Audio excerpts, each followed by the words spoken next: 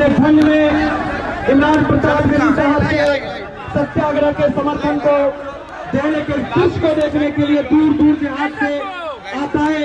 आपका भी तहे दिल से शुक्रिया अदा करता है।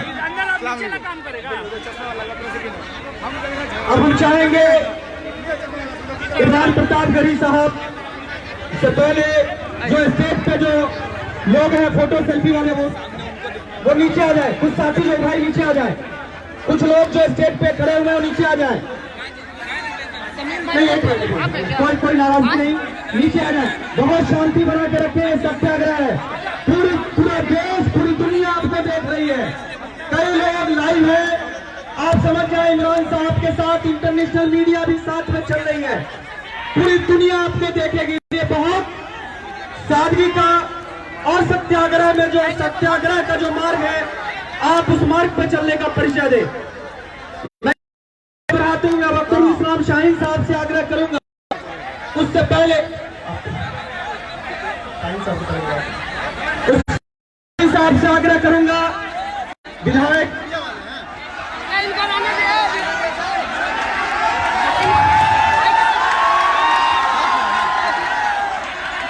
सबसे पहले हम शेर हिंदुस्तान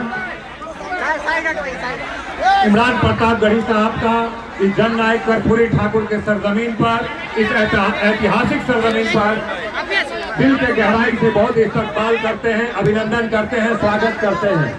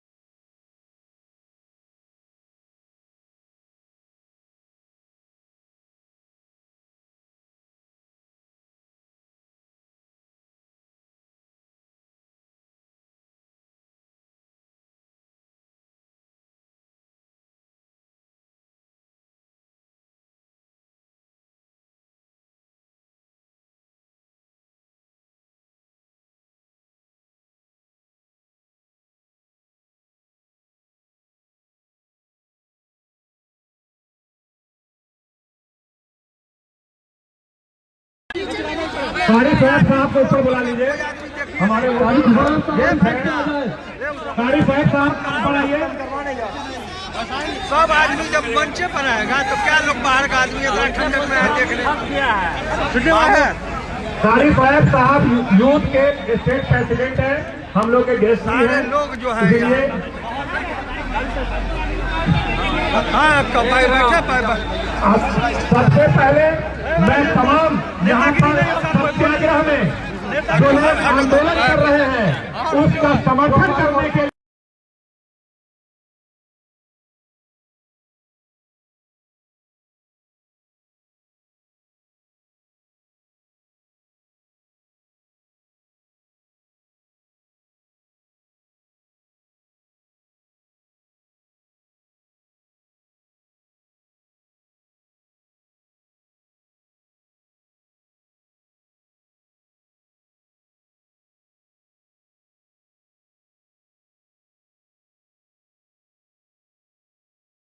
करता है, ये मदद भी करते हैं।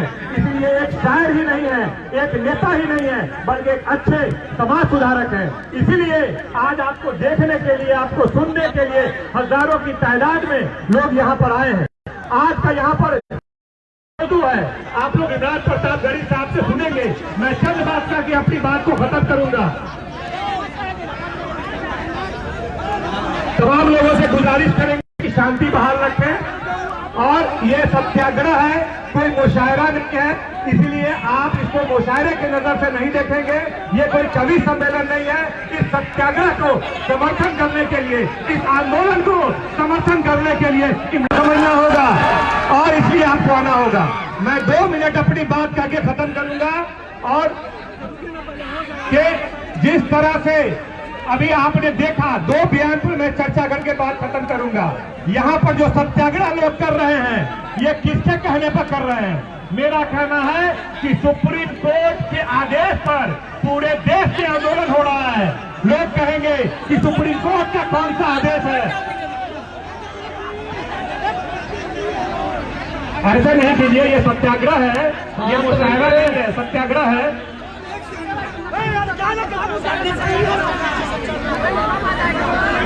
तो सुप्रीम कोर्ट के आदेश पर स्टेज कमजोर है, इसलिए हमारे कई महत्वपूर्ण साथी हैं जो बहुत काम कर रहे हैं। वो चाहते होंगे हम स्टेज पढ़ाएं, लेकिन स्टेज कमजोर है, इसलिए ज्यादा से ज्यादा लोग वहां पे जाकर खड़े हो जाए, सामने खड़े हो जाए, वहां पर खड़े हो जाए।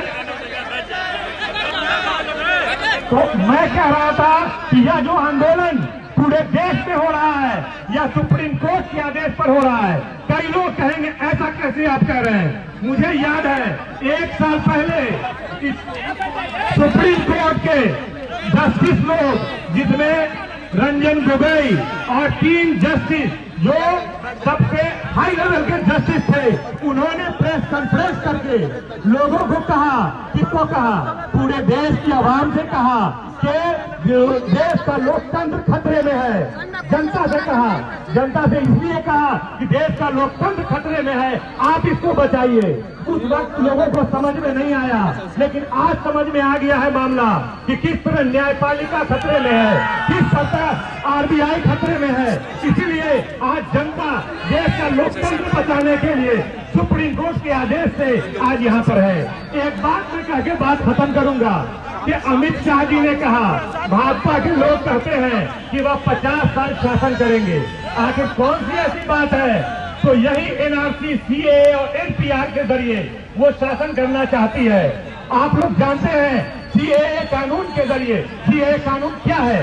जो इलीगल माइग्रेट लोग हैं उनको नागरिकता देने का यह कानून है। और भारत सरकार का एक आंकड़ा बताता है कि इलीगल माइग्रेट मात्र 30 से 40 हजार है और उसको तमाम तरह की सुविधाएं भारत सरकार पहले से देती आ रही है। और ये लोग एनआरसी की बात कर रहे हैं। एनआरसी में क्या है? एनआरसी में आपने देखा कि किस तरह से असम में आपसे 15 लाख हिंदू और 4 लाख मुसलमान आए। ये की बात कर, न देश के आदिवासी के पास है, न देश के दलित के पास है, न देश के गरीब गुरबा के पास है। ये 50 साल शासन करने के लिए देश से वोटर लिस्ट से नाम काटना चाहते हैं। इसीलिए हम इस ज्यादा तफसील से नहीं बोलेंगे, इस पे हमारे इमरान प्रतापगढ़ी साहब बोलेंगे। हम इतना ही बोलेंगे कि जुल्म के साए में लब खोलेगा कौन? इमरान प्रतापगढ़ी साहब शायर हैं, एक शायर हम भी पढ़ना चाहते हैं। जुल्म के साए में लब खोलेगा कौन? अगर हम आप नहीं बोले तो फिर बोलेगा कौन? इसलिए एक नारा के साथ हम अपनी बात को खत्म करेंगे। आवाज दो, आवाज दो, इंकलाब जिंदाबाद, इंकलाब जिंदाबाद। ये कानून वापस लो, वापस लो, वापस लो, वापस लो, वापस लो, एनपीआर वापस लो, वापस लो, वापस लो। हिटलर की चाल चलेगा, मौत मरेगा, हिटलर की चाल चलेगा, हिटलर की मौत मरेगा। मुस्लिम एकता जिंदाबाद, जिंदाबाद, जिंदाबाद, मुस्लिम एकता जिंदाबाद, जिंदाबाद, बहुत जिंदाबाद। शुक्रिया, बहुत शुक्रिया। बहुत शुक्रिया। देखिए एकदम शांति बना के रखिए, स्टेज पर ज्यादा लोग नहीं आइए, स्टेज बहुत कमजोर है। आप अपने मेहमान की इज्जत का भी ख्याल रखिए। जो हमारे संविधान बचाओ संघर्ष समिति के जो वॉलंटियर हैं वो पूरी अपनी जिम्मेदारी मुबारकबाद देने के लिए वक्त है। आप इमरान साहब को सुनना चाहते हैं, सिर्फ 1 मिनट में हम तमीम साहब को कहेंगे कि वो इमरान साहब का इस्तकबाल करें और समर्थन में अपनी बात रखें। सिर्फ 1 मिनट में जनाब सदर साहब, मेहमान खुशूसी जनाब इमरान प्रताप गढ़ी साहब और हमारे अजीज नौजवान दोस्तों, मैं समस्तीपुर की तारीखी सरजमीन पर अपने राष्ट्रीय नेता जनाब इमरान प्रताप गढ़ी का इस्तेमाल करता हूँ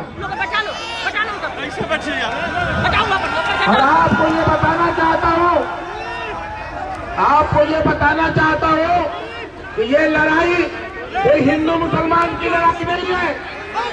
ये लड़ाई आप लड़ रहे हैं मुल्क के दस्तूर को बचाने के लिए, मुल्क के आईन को बचाने के लिए, मुल्क के संविधान को बचाने के लिए। हमारे बड़े नेताओं ने, बाबा साहेब भीमराव अम्बेडकर ने जो हमें संविधान दिया, उस संविधान के द्वारा इस देश की तमाम जनता बराबर का अधिकार रखती है। आज जो भाजपा सरकार इस देश के संविधान को मिटाने के लिए यह पहला कदम रखा है, उसने जब उसका टेस्ट है, इसके द्वारा वो संविधान को बदलने की साजिश रखने वाली है। इसलिए आज आप जो यहाँ मौजूद हैं, आप लाख का इस्तकबाल है, लाख का एहतराम है। मैं आपका हार्दिक अभिनंदन देता हूँ और अपने नेताओं से कहता हूँ वो हमें संबोधित करें। इनकलाब जिंदाबाद, सीएए मुर्दाबाद।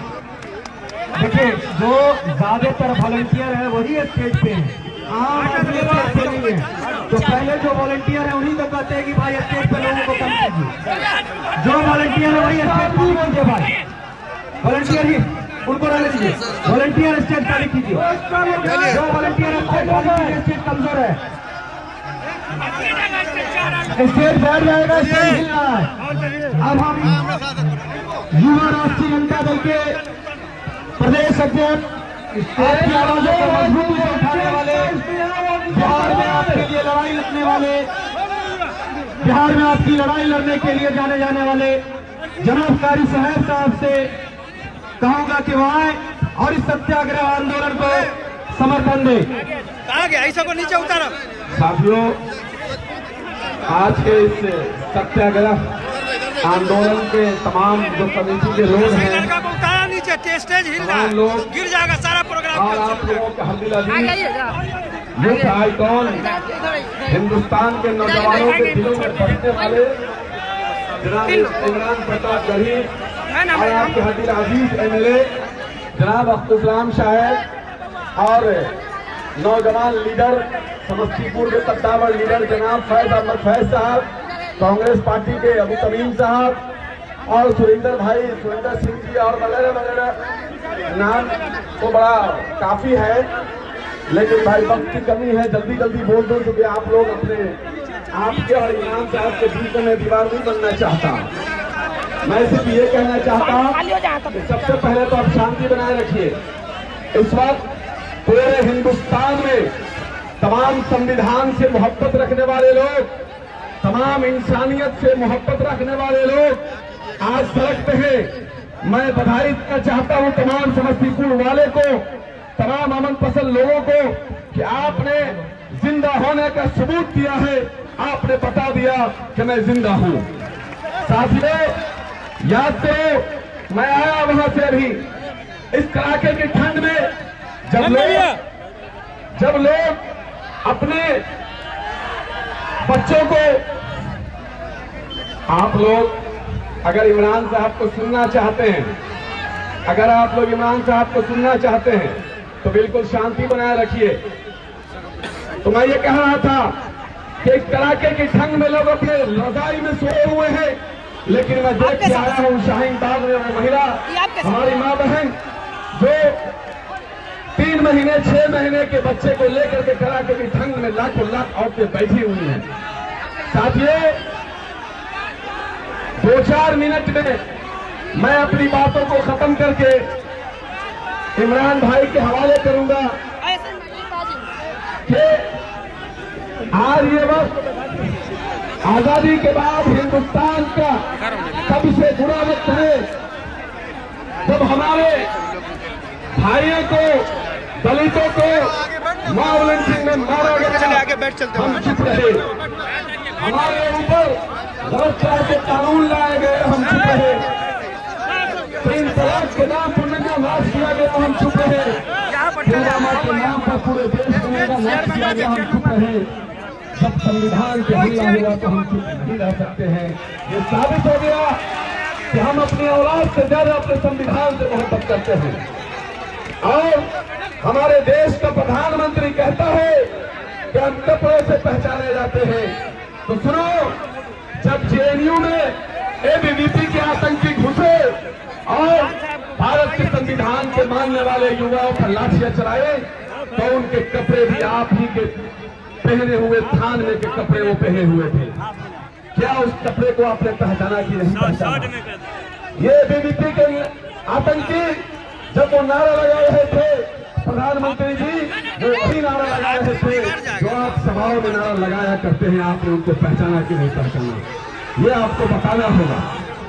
साथियों, आज हिंदू मुसलमान में बांटा जा रहा है। ये जो एनआरसी है, एनपीआर है, सीएए है, ये मुसलमानों के लिए नहीं, ये 130 करोड़ हिंदुस्तानियों को परेशान करने के लिए है। याद रखना मेरे साथियों, न हिंदू बनेगा न मुसलमान बनेगा, जो इंसान की औलाद है वो इंसान बनेगा। जब कोई बच्चा अपने माँ के कोख में आता है तो उस माँ के कोख से एप्लीकेशन दरखास्त नहीं देता कि मुझे हिंदू में पैदा किया जाए, कि मुसलमान में पैदा किया जाए, कि सिख में पैदा किया जाए, कि इंसान में पैदा किया जाए। एक बच्चा अपने माँ के कोख में आता है, एक इंसान के कोख में आता है और इंसान के कोख से जन्म लेता है और इंसानियत के लिए जन्म लेता है और इंसानियत के लिए जीता और मरता है। लेकिन भारत के बादशाह, सुन लो, ये तुम्हारे बाप का हिंदुस्तान नहीं है, ये हमारे बाप का हिंदुस्तान है। जब हमारे बाप दादा इस हिंदुस्तान को आजाद कराने की लड़ाई लड़ रहे थे और हमारे बाप दादा इस देश को आजाद कराने के लिए शहादत दे रहे थे, तो तुम्हारे बाप दादा अंग्रेजों की गुलामी कर रहे थे, चमचागिरी कर रहे थे। ये जो सावरकर है, जिसके तुम वीर सावरकर कहते हैं, मैं कहता हूं कि वो कायर सावरकर है, क्योंकि दर्जनों बार उसने अंग्रेजों को खत लिखा था और माफी मांगी थी। तो वो कायर सावरकर की औलाद हो जिसने अंग्रेजों से माफी मांगी। हम तो वीर अब्दुल हमीद की औलाद है, जिससे भारत का झंडा लपेटा और सारे जहां से हिंदुस्तान अच्छा हमारा क्या करके तोप से आगे लग के उड़ गया अपने आप को। इसलिए हिंदुस्तान हमारा है। यहाँ के हर दरख्तों पे हमारे आबाद को फांसी पे लटकाया गया है। यहाँ के हर सरजमीन पे, हर जगह पे हमारे कतरे हैं। इसलिए सुनो, इस देश के तमाम दलितों, पिछड़ों, अगर मेरी आवाज जा रही है तो सुनो, ये बहुत बड़ी साजिश है। इस देश के 70% आबादी के पास में कागज है, बांध किनारे रहने वाला, नदी किनारे रहने वाला, यहाँ वहाँ खेत खलियान में रहने वाला हमारा दलित पिछड़ा भाई, उसके पास भी कागज नहीं है। तो ये मुसलमानों को के खिलाफ नहीं है, ये नहीं, ये गोदी मीडिया IT सेल के लोगों ने दुष्प्रचार किया है। ये कानून तो दलितों और पिछड़ों के खिलाफ है। अरे दलितों पिछड़ों जाग जाओ। लोगों ने कहा कि जब दलितों और पिछड़ों के खिलाफ है तो मुसलमान इतना सड़क पे क्यों है? मैंने कहा, बस आखिरी बात कह के अपनी बातों को खत्म कर देता हूँ। मैंने कहा कि दलितों पिछड़ों सिर्फ 2 बातों से सड़क पे है। पहली बात, जब इस देश के दलितों और पिछड़ों पे हमला हुआ, उनके हक को छीनने की बात की गई, इस देश का मुसलमान सड़क पे आकर के दलितों के अधिकार की हिफाजत करने के लिए सड़क पे आया, संघर्ष किया है। दूसरी बात यह है कि इस देश को आजाद कराने में हमारे आबाद का लहू बहा है, इसलिए हमारा खून खौल रहा है। इसलिए हम इस देश को किसी की गंदी निगाह नहीं पड़ने देंगे। इसलिए मैं अपनी बातों को इन्हीं चंद बातों के साथ खत्म करता हूँ कि आप इस हिंदू मुसलमान का मुद्दा बंद मत बनने दीजिए। ये लड़ाई तिरंगा और भगवा के बीच है। जो तिरंगा के साथ है वो RSC के NRC के खिलाफ है, CAA के खिलाफ है, और जो भगवा के साथ है, क्योंकि आजादी की लड़ाई में भी ये भगवे अंग्रेजों के साथ थे। ये भाजपा के दलाल, ये सावरकर के जानने वाले, ये अंग्रेजों के दलाल ये उधर थे और देश से मोहब्बत रखने वाले इधर थे। उसी तरह से एक बार फिर इस देश को बचाने की लड़ाई जो चली है, हम लोग इस लड़ाई को जीतेंगे और जरूर जीतेंगे। सबके क्या का सीना पढ़ने वाला है। हवा के खौफ से न घबराओ हिंदुस्तान वालों, हवाएं बता रही हैं कि मौसम बदलने वाला है। हिंदुस्तान को माओ की दुआएं परवरदिगार जरूर सुनेगा। जिनके बच्चे छीने हो उनकी प्यास जरूर लगेगी। एक नारे के साथ हम लोग इस बात को खत्म करते हैं। इंकलाब जिंदाबाद, इंकलाब जिंदाबाद, वो हिटलर की चाल चलेगा, हिटलर की मौत मारेगा, हिटलर की चाल चलेगा, हिटलर की मौत मारेगा, हिटलर की चाल चलेगा, हिटलर की मौत मारेगा, हिटलर की चाल चलेगा, हिटलर की मौत मारेगा। इंकलाब जिंदाबाद, जिंदाबाद जिंदाबाद, मुस्लिम एकता जिंदाबाद, जिंदाबाद जिंदाबाद, मुस्लिम एकता जिंदाबाद, जिंदाबाद जिंदाबाद, मुस्लिम सिख ईसाई एकता जिंदाबाद, जिंदाबाद जिंदाबाद, भारत का संविधान जिंदाबाद, जिंदाबाद बाबा साहब अम्बेडकर अमर रहे, अमर रहे, अमर रहे, बाबा साहब अम्बेडकर अमर रहे, अमर रहे, अमर रहे, महात्मा गांधी अमर रहे, अमर रहे, महात्मा गांधी अमर रहे। अमर रहे, अमर रहे। कल एक नेता ने बिहार में ऐलान किया कि एनआरसी नहीं लागू करने देंगे, तो एक तरफ सीए का जाके समर्थन करते हैं और वोट गिराते हैं। उसने पहले कह दिया था कि पहले सीए तब एनआरसी लागू होगा। तो मैं ये नहीं कहूंगा कि आप समझ जाइए कि ये पहलुआ लोग है ना, ऐसे लोगों पर कभी एतबार नहीं करना। बहुत बहुत धन्यवाद, बहुत बहुत शुक्रिया। बहुत शुक्रिया कारी साहब। अब बस 30 सेकंड का वक्त देंगे। बिलाल रजा साहब 30 सेकंड में अपनी बात रखिए, बहुत कम वक्त है, वक्त का लिहाज से। जी जी बहुत शुक्रिया। यहाँ पे आए हुए हम लोग के बड़े भाई, सभी के नौजवानों की दिल की धड़कन, बुजुर्गों में कलेजे का टुकड़ा भाई इमरान प्रताप गरी जी का मैं हार्दिक अभिनंदन करता है, स्वागत करता है, इस्तेमाल करता हूं। साथियों, आज आखिर क्या वजह थी जो इमरान प्रताप गरी को समस्तीपुर की सरजमी पे आना पड़ा? इसके पीछे वजह है साथियों, इसके पीछे सोचना पड़ेगा कि इमरान प्रताप गरी को हर बिहार की हिंदुस्तान के कोने कोने में जाना पड़ता है। अब छोटा सा शहर समस्तीपुर में आने की क्या जरूरत पड़ गई साथियों? हम लोग सोचना पड़ेगा और इस सत्याग्रह आंदोलन को इतने जोर से आंदोलन करना होगा ताकि यहाँ की डीएम का यहाँ की सरकार को जाने में कामयाब हो जाए और समस्तीपुर की युवा नहीं अपनी पहचान रखती है।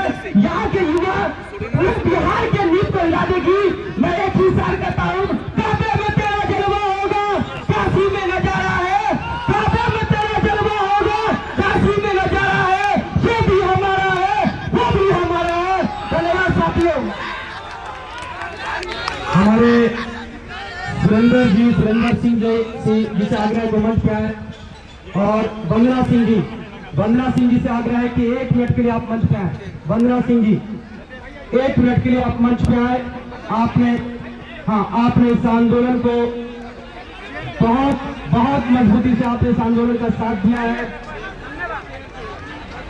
जिस तरह से आपने इस सत्याग्रह की नींव को मजबूत किया है,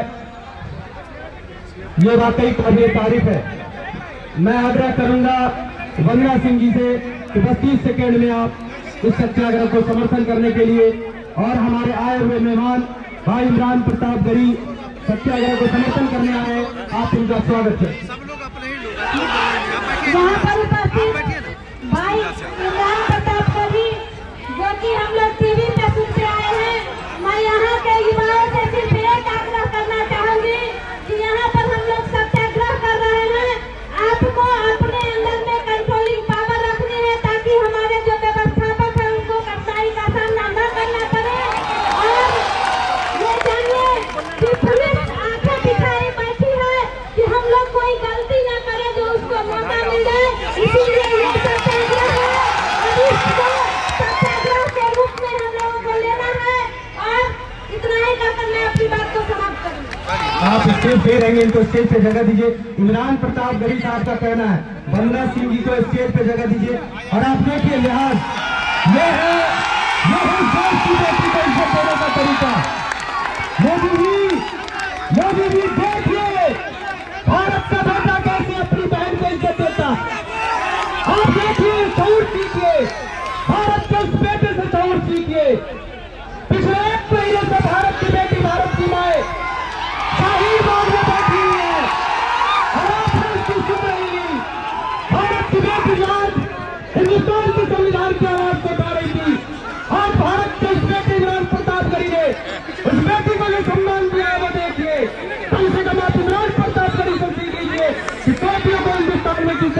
सम्मान दिया जाता है।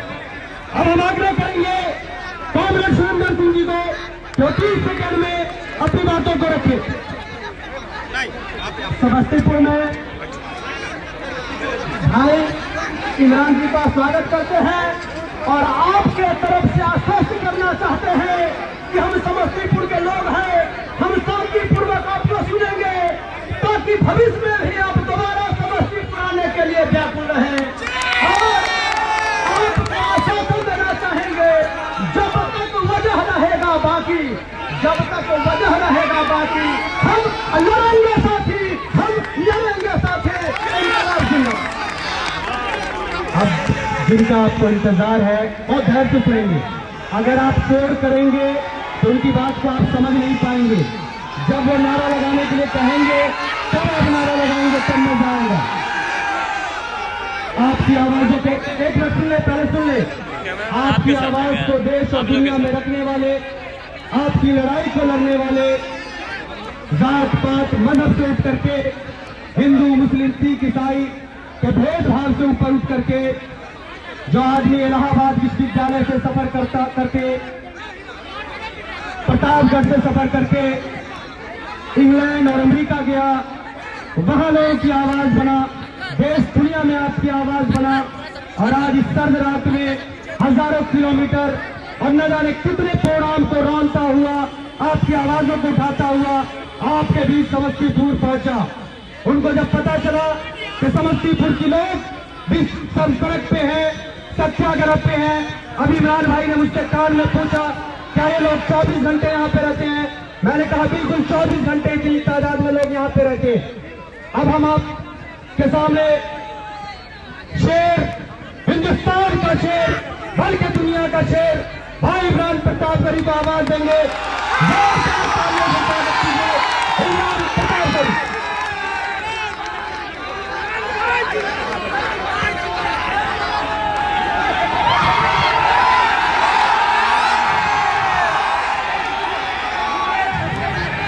सबसे पहले सलाम करता हूं अनिश्चितकालीन धरने पर बैठे हुए इस तरफ जो लोग हैं, सबसे पहले इनके लिए एक बार जोरदार ताली बजाइए। आंदोलन जिनकी वजह से चल रहा है। आदरणीय वंदना सिंह जी, सुरेंद्र भाई, दरअसल यही जो एकजुटता है इसी से डरती है ये सरकार, इसी से घबराई हुई है ये सरकार। कभी डॉक्टर उदय प्रताप जी ने कहा कि न तेरा है न मेरा है ये हिंदुस्तान सबका है, न तेरा है न मेरा है ये हिंदुस्तान सबका है, नहीं समझी गई ये बात तो नुकसान सबका है, नहीं समझी गई ये बात तो नुकसान सबका है, जो इसमें मिल गई नदियां वो दिखलाई नहीं देती, महासागर बनाने में मगर एहसान सबका है। समस्तीपुर की ऐतिहासिक सरजमीन, जननायक कर्पूरी ठाकुर की सरजमीन, ये वो सरजमीन है जिसने आजादी की लड़ाई में बड़ी कुर्बानियां दी हैं। मैं आज इस सत्याग्रह में इसलिए भी खड़ा हूं। अब थोड़ी देर आप बिल्कुल ऐसे चुप हो जाए जैसे अडवाणी भी चुप रहते हैं आजकल, थोड़ा सा बिल्कुल कोई बोलेगा नहीं, जहां भी है जैसे भी है जिस भी व्यवस्था में है, चुप रहेंगे तो सुन पाएंगे। बात को सुनना जरूरी है। इस कड़ाके की सर्दी में, इस कोहरे में जब हम लोग आ रहे थे तो गाड़ी 20 की स्पीड से ज्यादा नहीं चल पा रही थी। ऐसे मौसम में भाई आगे के लोग नहीं, मेरी बात सुनो भाई, आप बैठ जाओ। व्यवस्थापक जो है, वॉलंटियर जो है, सबसे ज्यादा डिस्टर्ब वो कर रहे हैं। आप ही लोग बैठ जाए, आप बैठ जाए भाई, आप बैठ जाओ। अब अगले 15-20 मिनट आप बिल्कुल खामोशी के साथ सुनेंगे। एक ऐसी कड़ाके की सर्दी है जब कोहरे में सामने सामने नहीं नजर आ रहा हो, ऐसे में हजारों लोग अगर यहाँ मौजूद हैं तो नरेंद्र मोदी जी को भी समझना पड़ेगा, हमारे अमित शाह साहब को भी समझना पड़ेगा और नीतीश कुमार जी को भी समझना पड़ेगा कि जनता क्या चाहती है। ये लड़ाई महज एनआरसी, सीए और एक काले कानून की लड़ाई नहीं है। ये लड़ाई दरअसल इस देश के संविधान को बचाने की है, हिंदुस्तान को बचाने की है। नरेंद्र मोदी जी रामलीला मैदान में खड़े होकर के झूठ बोलते हैं, ये कहते हैं कि एनआरसी का तो कोई प्लान ही नहीं है इस देश में, इस देश में कोई डिटेंशन सेंटर है ही नहीं, लेकिन वो ये भूल जाते हैं कि ये पुराना जमाना नहीं है, ये डिजिटल मीडिया का जमाना है। डिजिटल वक्त में सारे फोटो आपके सामने है, सारे वीडियो आपके सामने। मेरे भाई, दिल्ली से जो एक आंच शुरू हुई थी, जो एक आग शुरू हुई थी, वो आप तक आ पहुंची है। सलाम है आपको। मैं इस सफर पे इसलिए निकला हूं, मैं लगातार गांव-गांव, शहर-शहर जाकर के लोगों को इसलिए बेदार कर रहा हूं कि मैंने अपनी आंखों से देखा है जामिया की निहत्थी बेटियों पर बरसती हुई लाठियों को।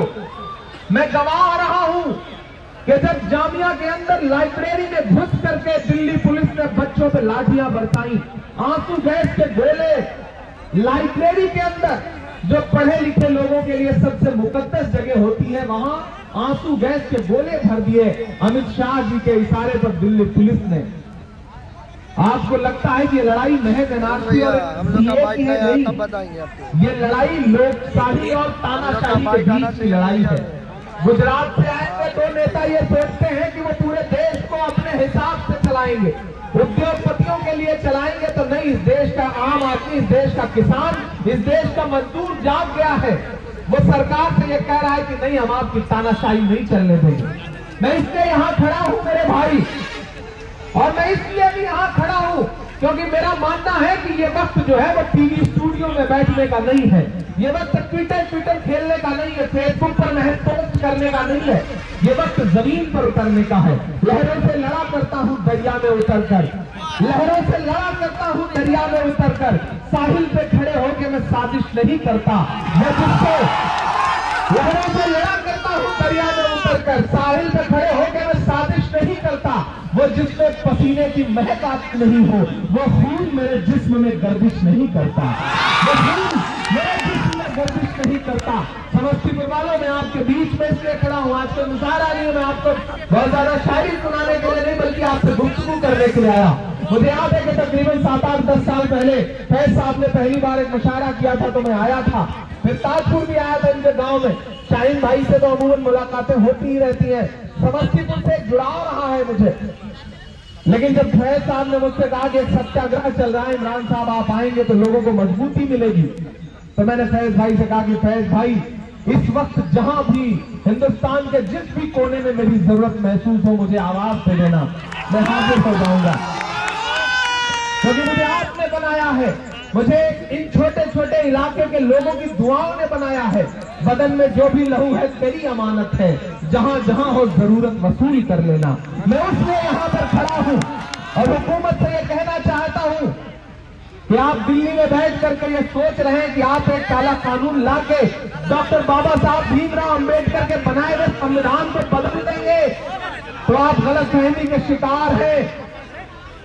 अमित शाह साहब कह रहे हैं कि हम 1 इंच पीछे नहीं हटेंगे, तो समस्तीपुर वालों उन्हें बता दो कि आप 1 इंच पीछे नहीं हटोगे तो हम भी आधा इंच पीछे नहीं हटेंगे। आप अगर 1 इंच पीछे नहीं हटोगे तो हम आधा इंच पीछे हटने को तैयार नहीं है। हम बैठे हैं, हम लड़ेंगे। फिरौन की उम्र नमरूद की है, फूलों से जंग बारूद की है। इस बार तो डरना नामुमकिन, इस बार तो बात वजूद की है। इस बार तो डरना नामुमकिन, इस बार तो बात वजूद की है। मत समझो कि डर जाएंगे, मिट जाएंगे, मर जाएंगे, हम चीखेंगे चिल्लाएंगे पर कागज नहीं दिखाएंगे, हम कागज नहीं दिखाएंगे। अमित शाह साहब कहते हैं कि लाओ कागज का टुकड़ा, तो कागज का टुकड़ा तय करेगा कि कौन हिंदुस्तान का नागरिक है और कौन नहीं नागरिक है। मैं आपसे बस बहुत छोटी छोटी बारीक बातें करना चाहता हूं। ये जो कानून लाए हैं, मैं खास तौर से भारतीय जनता पार्टी के समर्थकों से ये बात कहना चाहता हूं, भाई थोड़ी देर चुप होकर के ये काम करो ना भाई, आप बैठ जाओ। जब आप स्टेज के पास ही आकर के बोलने लगते हैं तो आवाज ज्यादा जोर आती है, आप बैठ जाओ आराम से, आहिस्ता। मैं खास तौर से जो भारतीय जनता पार्टी की नीतियों में विश्वास रखते हैं, मैं उनसे खास तौर से बात करना चाहता हूं कि आपको यह समझाया जा रहा है कि यह कानून मुसलमानों के खिलाफ है। नहीं मेरे भाई, आप गलतफहमी के शिकार हैं। आपको उसी तरह बेवकूफ बनाया जा रहा है जैसे 15 लाख का जुमला देके बेवकूफ बनाया गया था। आपको उसी तरह बेवकूफ बनाया जा रहा है जैसे ये कहा गया था कि नोटबंदी करेंगे तो सारे काले कारोबारियों से पैसा छीन लेंगे। लेकिन मुझे बताओ कि देश की 125 करोड़ जनता को लाइनों में लगना पड़ा था या नहीं लगना पड़ा था? 125 से ज्यादा मौतें हुई थी। ये बिल्कुल उसी तरह का कानून है। ये सरकार दरअसल बड़ी अजीब सरकार है। जैसे एक गांव में एक किसान के खेत में चूहा दिख गया तो किसान ने चूहे को मारने के लिए पूरी फसल में आग लगा दी। चूहा बिल में घुस गया, फसल जल के राख हो गई। दरअसल ये सरकार ऐसी ही है। जब आपसे ये कहेंगे कि महंगाई कम करो, प्याज 200 रुपए किलो के आसपास पहुंच गई है, कम करो, तो वो कहेंगे कि हम तो प्याज खाते ही नहीं। जब आप उनसे ये कहेंगे कि देश में बेटियों का बलात्कार हो रहा है, उसके खिलाफ कानून बनाओ, तो वो आपसे कहेंगे कि लो एनआरसी ले लो, सीए ले लो, इससे हम बाहर के लोगों को ला करके नागरिकता देंगे। समस्तीपुर वालों में आपकी जानकारी के लिए बता रहा हूं कि जिस कानून में इन्होंने संशोधन किया है, दरअसल ये 1955 में ही बना हुआ कानून है। नागरिकता देने का कानून जो आज हम आमाही लूट रहे हैं कि हम हिंदू भाइयों को अफगानिस्तान, बांग्लादेश और पाकिस्तान के हिंदू भाइयों को ला करके यहाँ पे नागरिकता देंगे। दरअसल ये कानून तो 2000 नहीं बल्कि 1955 में बना था।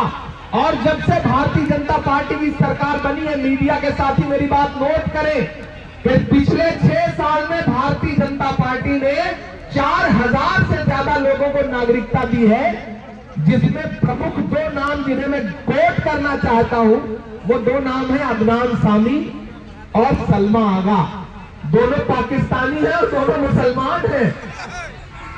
ये अभी कह रहे हैं कि हम मुसलमानों को नागरिकता नहीं देंगे, लेकिन मुझे बताइए कि अदनान सामी से इनका क्या रिश्ता है जो इन्होंने अदनान सामी को बुला के नागरिकता दी, इन्होंने सलमा आगा को बुला के नागरिकता दी।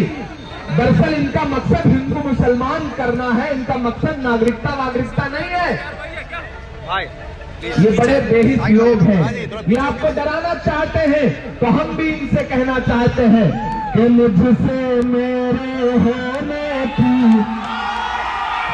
पहचान नहीं ले सकते हो, मुझसे मेरे होने की पहचान नहीं ले सकते हो। जब तक रब ना चाहे मेरी जान नहीं ले सकते हो, जब तक रब ना चाहे मेरी जान नहीं ले सकते हो। मेरी सांसों में चलती बारूदें तो भर सकते हो, मेरी सांसों में चलती बारूदें तो भर सकते हो, लेकिन तुम मुझसे मेरा ईमान नहीं ले सकते हो, लेकिन तुम मुझसे मेरा ईमान नहीं ले सकते हो। नरेंद्र मोदी साहब, अमित शाह साहब, आप कहते हैं कपड़ों से पहचानो। आइए वंदना सिंह जी को देख लीजिए, आपकी गलतफहमी दूर हो जाएगी। वो साड़ी पहनती है, मांग में सिंदूर लगाती है और आपके इस काले कानून के खिलाफ सीना ठोक के खड़ी होकर के कह रही है कि हम नहीं मानते तुम्हारे कानून को, हम तुम्हारे खिलाफ हैं। ये है सबसे बड़ी ताकत, ये है इस हिंदुस्तान की खूबसूरती। आपको लग रहा है कि ये सिर्फ मुसलमानों के खिलाफ है, मुसलमान ताकत नहीं दिखा पाएगा। मैं बिहार में खड़ा होकर पूछ रहा हूं कि आप मुझे बताइए कि इस देश के 70% किसानों के पास न तो जमीन है, न जमीन का कोई कागज है, न आधार कार्ड है, न पैन कार्ड है। वो बेचारे कहां से कागज दिखा पाएंगे? इस देश का दलित कहां से कागज दिखा पाएगा? इस देश की घुमंतू प्रजातियां जो बंजारा प्रजाति है, वो कहां से कागज लाएगी जिनके पास न तो घर है, न रहने के लिए कुछ है, न जमीन है। 100 में 70 आदमी फिलहाल जब नाशाद है, दिल पे रखकर हाथ कहिए देश क्या आबाद है। कोठियों से मुल्क की संपन्नता मत आकिए, अपने हिंदुस्तान को फुटपाथ पर आबाद है। वो फुटपाथ वाले कहां से कागज लाएंगे, कहां से दिखा पाएंगे? और आप ये कह रहे हैं कि लाओ कागज दिखाओ। अगर आपको इतनी हिम्मत है नरेंद्र मोदी साहब, अमित शाह साहब, कागज देखने की, तो पहले आप इस्तीफा दे करके खुद कागज दिखाओ।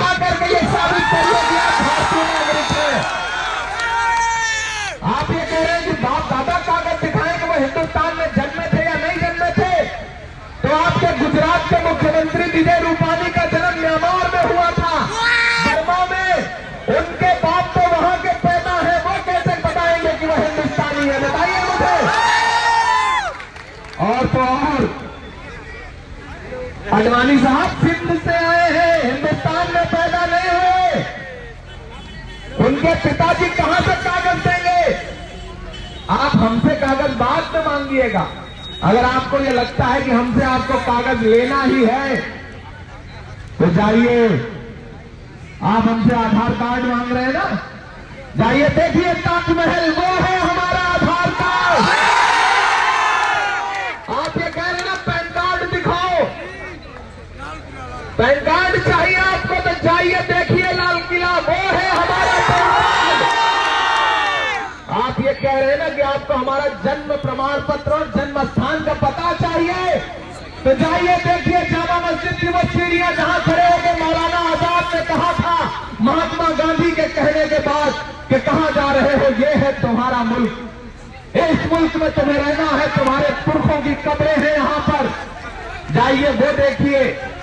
मैं पढ़े लिखे लोगों से बात कर रहा हूं, जिस पासपोर्ट की बुनियाद पर हम पूरी दुनिया में जाते हैं, जब मैं लंदन में उतरता हूं तो वो पासपोर्ट मुझे बताता है कि आप भारतीय गणराज्य के नागरिक हैं। जब मैं न्यूयॉर्क में उतरता हूं तो वो पासपोर्ट बताता है कि आप भारतीय गणराज्य के नागरिक हैं। वो पासपोर्ट नहीं बता सकता, वो साबित नहीं कर पाएगा कि आप भारतीय नागरिक हैं। अमित शाह कहते हैं पासपोर्ट आपकी भारतीय नागरिकता का प्रमाण पत्र नहीं है। जिस वोटर आईडी से आपने ये सरकार चुनी, अब सरकार कहती है कि वोटर आईडी भारतीय नागरिकता के साबित करने का प्रमाण पत्र नहीं है। अमित शाह साहब, नरेंद्र मोदी साहब, अगर आप हमें नागरिक मानने से इनकार करते हैं तो हम आपको सरकार मानने से इनकार करते हैं। हम नहीं मानते कि आप हमारी सरकार है। जिस आधार कार्ड को बनाने के लिए इतने बायोमेट्रिक करवाए, इतने कागज इकट्ठा करवाए, अब कहते हैं कि नहीं, वो आधार कार्ड तो नागरिकता साबित करने का प्रमाण पत्र है ही नहीं। तो मुझे बताओ समस्तीपुर वालों, फिर क्या आधार कार्ड जियो का सिम खरीदने के लिए बनवाया था आपने? अच्छा मजे की बात, आधार कार्ड, पैन कार्ड, पासपोर्ट नहीं माना जाएगा जो नागरिकता का प्रमाण पत्र है। लेकिन आपने अगर उसी आधार कार्ड से सिम खरीदा है और उसी सिम से आप इनके नंबर पर किसान मारते तो वो माना जाएगा कि समर्थन में है। आप अंदाजा लगाइए कि किस तरह की सरकार है। ये सरकार सिर्फ नागरिकों की दुश्मन है, इसके अलावा कुछ नहीं है। ये सरकार इस देश के छात्रों की दुश्मन है। ये सरकार वो सरकार है जिसके इशारे पर निहत्थी बेटियों पर लाठियां बरसाई जा रही है। ये सरकार वो सरकार है जिसमें एएनयू के बच्चों पर धार्मिक रूप से नारे लगा करके गोलियां सीधे बरसाई गई। ये सरकार वो सरकार है जो छात्रों की दुश्मन है, यूनिवर्सिटियों की दुश्मन है। ये बच्चों को पढ़ने लिखने नहीं देना चाहते, ये मजदूर बनाना चाहते हैं। मैं उन्हीं मजदूरों का आह्वान करता हूं, मैं किसानों का आह्वान करता हूं, मैं इस देश के अल्पसंख्यकों का आह्वान करता हूं, दलितों का आह्वान करता हूं, इस देश की पिछड़ी जातियों का आह्वान करता हूं कि उठो और जो तुम्हें कहते हैं कि ये कागज इस देश की नागरिकता साबित करने के लिए जमा करो, उनसे कह दो तुम्हारे कानून की ऐसी की तैसी नहीं मानेंगे, क्योंकि इस देश की मूल भावना के खिलाफ है। वो संविधान जो डॉक्टर बाबा साहब भीमराव अम्बेडकर ने दिया था, वो संविधान बचाने की लड़ाई। आपने वीडियो देखा होगा कि मेरठ के एसपी साहब लोगों से कह रहे थे कि पाकिस्तान चले जाओ। मैं उन एसपी साहब से कहना चाहता हूं कि हम इसीलिए तो सड़क पर उतर आए हैं कि हमें पाकिस्तान नहीं जाना है। और हमसे कह रहे हैं कि पाकिस्तान चले जाओ, हम लड़ इसीलिए रहे हैं कि हिंदुस्तान हमारा है। हमारे पुरखों ने कुर्बानियां दी हैं इस मुल्क के लिए। मेरे भाई, ये हिंदुस्तान इतना खूबसूरत हिंदुस्तान है जिसे कुर्बान करके, जिसे अशफाक उल्लाह खान से लेकर भगत सिंह से लेकर के मौलाना आजाद से लेकर के सबने अपने खून पसीने से सींचा। और आज ये कहते हैं कि लाओ नागरिकता का प्रमाण पत्र दो। नहीं, हम नहीं मानते आपको। हम आपके इस कानून के खिलाफ अपनी आखिरी सांस तक लड़ेंगे। लेकिन मेरे नौजवान दोस्तों, मैं एक आपसे बहुत खास गुजारिश कर रहा हूं। मैंने सुना कि मुझे यहां आना था तो यहाँ का प्रशासन बड़ा परेशान था कि वो आएगा, पता नहीं क्या बोलेगा। मैं पढ़ा लिखा हूं, मैं भारतीय जनता पार्टी का नेता थोड़े ही हूं। मैं अच्छी बात करूंगा, मैं आऊंगा, अच्छी बात करूंगा। और मैं उनसे भी कहना चाहता हूं प्रशासन से कि साहब, ये जनता प्रशासन के खिलाफ नहीं है, ये जनता शासन के खिलाफ है, इस देश के शासकों के खिलाफ है। आपको को भी शासन और प्रशासन का फर्क समझना पड़ेगा, अंतर समझना पड़ेगा। आप जहां से पढ़ के आए हैं, जहां से पढ़ करके आप IAS IPS बने हैं, UPSC क्लियर करी है, वहीं के बच्चों में लाठियां बरस रही हैं। आपको भी थोड़ा सा जनता का सेवक बनना पड़ेगा, सरकार का सेवक बनने से काम नहीं चलेगा। जनता का साथ दीजिए, आप जनता के सेवक हैं। और जो दिल्ली में बैठे हुए लोग भूल गए हैं कि वो जनता के सेवक नहीं है, वो तानाशाह है। अच्छा, वो तानाशाह इसलिए भी है कि उनका नाम शाह है, और देश इस बीच उनको इतना ताना दे रहा है, ताना दे दे करके उनको बता दे रहा है कि आप तानाशाह हैं, और दरअसल वो सच में तानाशाह है। मैं आपसे कहना चाहता हूं कि शासन आए, प्रशासन आए, बस सतर्क रहिएगा, लेकिन लड़िएगा मत। ये शासन के खिलाफ आवाज उठाने की लड़ाई है, प्रशासन से लड़ने की लड़ाई नहीं है। आपको कसम है, मेरी नई नस्लों, याद करिएगा, आप गांधी के रास्ते पर चले हैं, आप गांधी की तरह सत्याग्रह कर रहे हैं। हम गांधी की तरह सविनय अयोग्य आंदोलन करेंगे, हम नहीं मानेंगे सरकार की कही गई बात को। इसलिए अपने आंदोलन को बचाइएगा। सरकार आपसे इसीलिए करी है। उत्तर प्रदेश में मैंने देखा है 19 बच्चों के सीने पे सीधे गोलियां मारी है। मोदी सरकार ने 19 बच्चों की लाशें बिछी हैं वहां पर, इंतजार कर रहे हैं कि इन्हें मारने का मौका मिले, लेकिन इन्हें मौका भी नहीं देना है और हटना भी नहीं है, डटे रहना है। नहीं हटेंगे ना, नहीं डरोगे ना, डरना मत, क्योंकि तुम हो जिनके अजदाद ने पहाड़ों के सीने चाक किए हैं। तुम वो हो जिनके बुजुर्गों ने दरियाओं में रास्ते बनाए हैं। तुम वो हो जिनके बुजुर्गों की घोड़ों की टापों ने दुनिया नापी है। तुम वो हो जिनके बुजुर्गों ने इस देश में तिरंगे के छक्के छुड़ाए हैं। अरे तुम तब नहीं डरे जब 72 थे, तुम तब नहीं डरे जब 313 थे। आज तुम करोड़ों हो, डरना किस बात का है? नहीं डरेंगे। ये सरकार से लड़ने की लड़ाई है, डरने की लड़ाई नहीं है, समस्तीपुर वालों। लेकिन आपसे दो छोटी छोटी गुजारिश है। मुझे याद आता है कि आजादी की लड़ाई चल रही थी, उस वक्त भारतीय राष्ट्रीय कांग्रेस के जो अध्यक्ष हुआ करते थे वो मौलाना आजाद साहब थे। एक आंदोलन चल रहा था, एक तरफ अंग्रेजों की पुलिस खड़ी थी और एक तरफ आंदोलनकारी खड़े थे। उस पार जाना था, पुलिस कहती थी कि आगे चलोगे तो हम लाठी मारेंगे, आंदोलनकारी थी कि पीछे हटने को तैयार नहीं थे। तय यह किया गया कि 5-5 लोगों का जत्था आगे बढ़ेगा। 5 क्रांतिकारी उठे, आगे बढ़े, पुलिस ने इतनी लाठियां मारी कि लाठियां मार करके उन्हें जमीन में लटा दिया। लेकिन फिर 5 उठे, फिर आगे बढ़े, फिर पुलिस लाठियां मारती रही। एक वक्त ऐसा भी आया कि पुलिस की लाठियों ने चलने से इनकार कर दिया। पुलिस ने कहा कि नहीं, हम इनसे नहीं लड़ सकते, हम इनके खिलाफ लाठियां नहीं उठा सकते। ये ताकत पैदा करनी है। आप हथियार उठाओगे तो वो गोली उठाएंगे, आप पत्थर उठाओगे तो वो लाठी उठाएंगे, लेकिन आप जब अहिंसा का रास्ता अख्तियार करोगे तो उनके पास कोई चारा नहीं बचेगा। इसलिए इस रास्ते को चुनना। और आपसे तो एक बात और कहता हूं कि आप गांधी के मानने वाले हैं, आप ईमान की बुनियाद पर जिनके मानने वाले हैं, उन हुजूर अकरम सल्लल्लाहु अलैहि वसल्लम पर भी जब ताइफ में पत्थर बरसाए गए, उनके जूते मुबारक खून से भर गए, तो फरिश्तों ने आके उनसे कहा कि आप कहो तो 2 पहाड़ मिला दिया जाए, पूरा ताइफ बर्बाद हो जाए। तो आपने कहा कि नहीं, मैं अम्न का पैगाम लेकर के आया हूं, मैं इनकी नस्लों से उम्मीदें पाले बैठा हूं। ये लड़ाई बहुत बड़ी है। उन पर रोज कूड़ा फेंका जाता था। एक दिन बुढ़िया ने कूड़ा नहीं फेंका तो आप उसका हाल चाल लेने के लिए उसके घर गए। इस लड़ाई को इस तरह लड़ना पड़ेगा। आसान नहीं है ये लड़ाई, लेकिन असंभव भी नहीं है, मुश्किल भी नहीं है। तानाशाहों की उम्र बहुत छोटी होती है। वो हिटलर जो पूरी दुनिया में अपनी तानाशाही के लिए मशहूर था, एक सुबह जब दुनिया सो करके उठी तो पता चला कि हिटलर ने अपने घर में खुदकुशी कर ली थी। आपका जज्बा सलामत रहे। इस उड़ते हुए कोहरे में भी जब कोहरा छाया हुआ है, सैकड़ों लोग इधर धरने पर अनिश्चितकालीन बैठे हैं, हजारों लोग अपने घरों से निकल करके इस कोहरे में आए हैं। मैं आपकी हिम्मत को सलाम करता हूं। मैं आपको हौसला देने नहीं आया हूं, मेरी मजाल नहीं कि मैं आपसे आपको हौसला दूं। मैं तो आपसे हौसला लेने आया हूं। मुझे गांव-गांव, शहर-शहर, गली-गली जाके इस लड़ाई को और मजबूत करना है।